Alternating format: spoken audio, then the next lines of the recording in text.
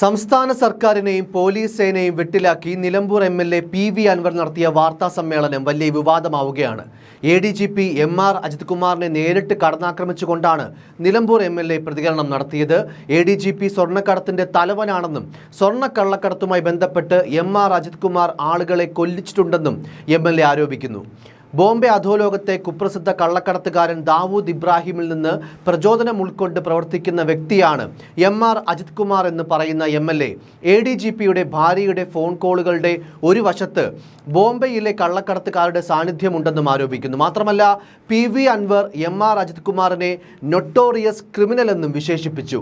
എ.ഡി.ജി.പി. Ajith കുമാറിനും Pathanamthitta S P. Sujith ദാസിനുമെതിരെയും ഗുരുതര ആരോപണങ്ങളാണ് MLA ഉന്നയിച്ചത്.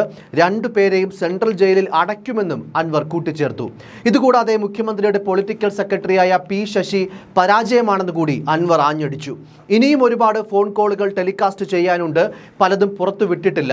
ഗതികേട് കൊണ്ടാണ് ശബ്ദരേഖ പുറത്തുവിട്ടത്. കേരളത്തിലെ ജനങ്ങൾക്ക് എല്ലാം മനസ്സിലാകും. ആഭ്യന്തര സുരക്ഷിതത്വം ഉറപ്പാക്കാൻ സർക്കാർ വിശ്വസിച്ചേൽപ്പിച്ചിരിക്കുന്ന ഉദ്യോഗസ്ഥരുടെ തനിനിറം പുറത്തു കാണിക്കാൻ ഇതല്ലാതെ ഒരു മാർഗവും തന്റെ മുന്നിൽ ഇല്ലായിരുന്നു. കേരള ജനതയോട് ക്ഷമ ചോദിക്കുന്നുവെന്നും അൻവർ കൂട്ടിച്ചേർത്തു. എം.ആർ. അജിത് കുമാറിന്റെ റോൾ മോഡൽ ദാവൂദ് ഇബ്രാഹിം ആണോ എന്ന് സംശയിച്ചു പോകും. എനിക്ക് തോന്നിയത് അതാണ്.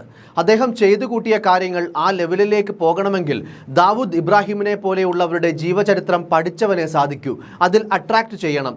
അതിൽ അട്രാക്ട് ചെയ്തവനാണ് എം.ആർ. അജിത് കുമാർ എന്നും എംഎൽഎ പരാമർശിച്ചു. മാത്രമല്ല, പത്തനംതിട്ട എസ്.പി. സുജിത് ദാസിന് കസ്റ്റംസിനുള്ള ബന്ധം കോഴിക്കോട്ടെ വിമാനത്താവളത്തിൽ സ്വർണം കടത്താൻ ഉപയോഗിക്കുന്നതെന്നും പി.വി. അൻവർ കൂട്ടിച്ചേർത്തു. പോലീസിനെ അധികം വിമർശിക്കേണ്ടെന്ന CPM സംസ്ഥാന നേതൃത്വത്തിന്റെ പോലും മുന്നറിയിപ്പ് മറികടന്നാണ് പി.വി. അൻവറിന്റെ വെളിപ്പെടുത്തലുകൾ എന്നതുകൂടി കൂട്ടി വായിക്കണം. ഇതുകൂടാതെ മുഖ്യമന്ത്രിയുടെ പൊളിറ്റിക്കൽ സെക്രട്ടറി പി ശശിയെയും പി.വി. അൻവർ വിമർശിച്ചു.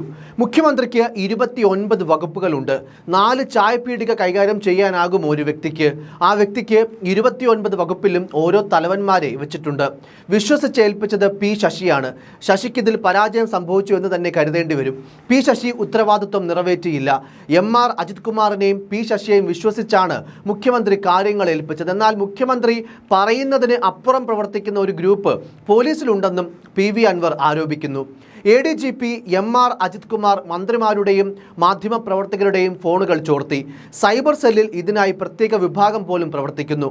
പത്തനംതിട്ട എസ്.പി. സുജിത് ദാസിന്റെ ഫോൺ കോൾ പുറത്തുവിട്ടതിന് ക്ഷമ ചോദിച്ച പി.വി. അൻവർ അദ്ദേഹത്തിനെതിരെ കൂടുതൽ ഗുരുതര ആരോപണങ്ങളും ഉന്നയിച്ചു. മലപ്പുറം SP ആയിരിക്കെ കരിപ്പൂർ വിമാനത്താവളം വഴി നടക്കുന്ന സ്വർണ്ണക്കടത്ത് പിടികൂടുന്നതിൽ വഴിവിട്ട ഇടപെടലുകൾ SP.യുടെ നേതൃത്വത്തിൽ നടന്നുവെന്ന് അൻവർ ആരോപിക്കുന്നു.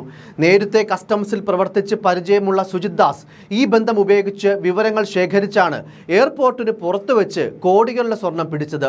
ഇതിൽ വലിയൊരു പങ്ക് പോലീസ് സംഘം സ്വന്തമാക്കിയെന്നും അൻവർ ആരോപിച്ചു. മാമി എന്ന് പറയുന്ന കോഴിക്കോട്ടത്തെ കച്ചവടക്കാരൻ 1 വർഷമായി കാണാതായിട്ട് കൊണ്ടുപോയി കൊന്നതാണെന്നാണ് കരുതുന്നത്. അതും ഈ സംഘവുമായി ബന്ധപ്പെട്ട മറ്റൊരു വിഷയത്തിൽ. എല്ലാം കരിപ്പൂർ സ്വർണ്ണക്കള്ളക്കടത്തുമായി ബന്ധപ്പെട്ടാണ്. ദുബായിൽ നിന്ന് വരുന്ന സ്വർണം വരുമ്പോൾ ഒറ്റുകാർ വഴി സുജിത് ദാസിന് വിവരം കിട്ടും. കസ്റ്റംസിൽ നല്ല ബന്ധമുണ്ട് സുജിത് ദാസിന്. നേരത്തെ കസ്റ്റംസിൽ അയാൾ ഉദ്യോഗസ്ഥനായിരുന്നു. കസ്റ്റംസ് ഉദ്യോഗസ്ഥർ സ്കാനിങ്ങിൽ സ്വർണം കാണുന്നുണ്ട്. അവർ അത് കണ്ടതായി നടിക്കില്ല. പകരം ഇവർ പുറത്തിറങ്ങുമ്പോൾ പോലീസിന് വിവരം കൈമാറും. പോലീസ് ഇവരെ പിന്തുടർന്ന് പിടികൂടും. എന്നിട്ട് 50-60% സ്വർണം അടിച്ചു മാറ്റും. ഇതാണ് ഇവരുടെ ഒരു രീതി. സുജിത് ദാസിനെ നിയന്ത്രിക്കുന്നത് എം.ആർ. അജിത് കുമാർ ആണെന്നും എംഎൽഎ ആരോപിക്കുന്നു. എന്തു തന്നെ ആയാലും വലിയ രാഷ്ട്രീയ വിവാദങ്ങളിലേക്ക് പി.വി. അൻവറിന്റെ ആരോപണങ്ങൾ സർക്കാരിനെ കൊണ്ടെത്തിക്കുമെന്നത് ഉറപ്പാണ്. ഇതിനു മുൻപും IPS ഉദ്യോഗസ്ഥരുമായി എംഎൽഎ കൊമ്പുകോർക്കുന്ന സാഹചര്യം ഉണ്ടായിട്ടുണ്ട്. ഇപ്പോഴിതാ ഭരണപക്ഷത്തെ ഒരു എംഎൽഎ തന്നെ ആഭ്യന്തര വകുപ്പിലെ പോലീസ് സേനയെയും ഉന്നത ഉദ്യോഗസ്ഥരെയും പ്രതിക്കൂട്ടിലാക്കുന്ന സാഹചര്യം. വരും മണിക്കൂറുകളിൽ പ്രതിപക്ഷവും ഇത് സർക്കാരിന് എതിരെയുള്ള ആയുധമാക്കാൻ സാധ്യതയുണ്ട്. എങ്ങനെയാകും ഇടതുമുന്നണിയും സർക്കാരുമൊക്കെ ഈ വിവാദങ്ങളെ പ്രതിരോധിക്കുക എന്നതാണ് ഇനി കാണേണ്ടത്.